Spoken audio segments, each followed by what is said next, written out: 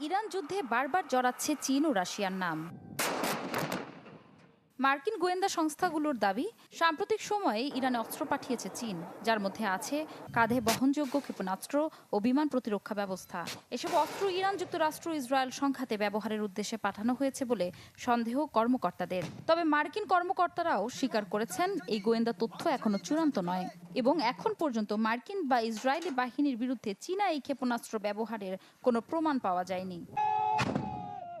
ম্যানপ্যাডস নামে পরিচিত এই কাঁধে বহনযোগ্য ক্ষেপণাস্ত্রগুলো নিচু উচ্চতায় উঠতে থাকা বিমান ভূপাতিত করতে সক্ষম। গোয়েন্দা সংস্থাগুলো আরও দাবি করছে, চীন কিছু কোম্পানিকে ইরানের রাসায়নিক, জ্বালানি এবং সামরিক উৎপাদনে ব্যবহারযোগ্য যন্ত্রাংশ ব্যবহারের অনুমতি দিয়েছে।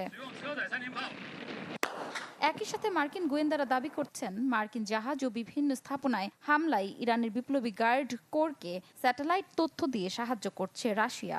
একই সাথে তেহরানকে খাদ্য সহায়তা, অপ্রাণঘাতী সামরিক সরঞ্জাম দিয়েছে মস্কো, উঠেছে এমন দাবিও।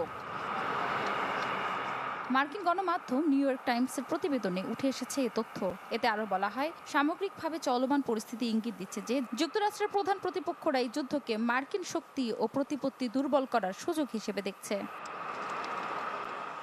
এদিকে এই পরিস্থিতি মার্কিন চীন সম্পর্কেও জটিলতা তৈরি করছে। মার্কিন প্রেসিডেন্ট ট্রাম্প আগামী মাসে চীনের প্রেসিডেন্ট শি জিনপিং এর সাথে বৈঠকে যাওয়ার পরিকল্পনা করছেন, যেখানে বাণিজ্য, প্রযুক্তি ও সামরিক বিষয়ে আলোচনা হওয়ার কথা।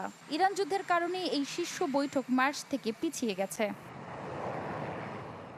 যদিও এসব অভিযোগ দৃঢ়ভাবে অস্বীকার করেছে চীন, সেই সাথে যুক্তরাষ্ট্রকে ভিত্তিহীন অভিযোগ ও উত্তেজনা ছড়ানো থেকে বিরত থাকার আহ্বান জানিয়েছে বেইজিং।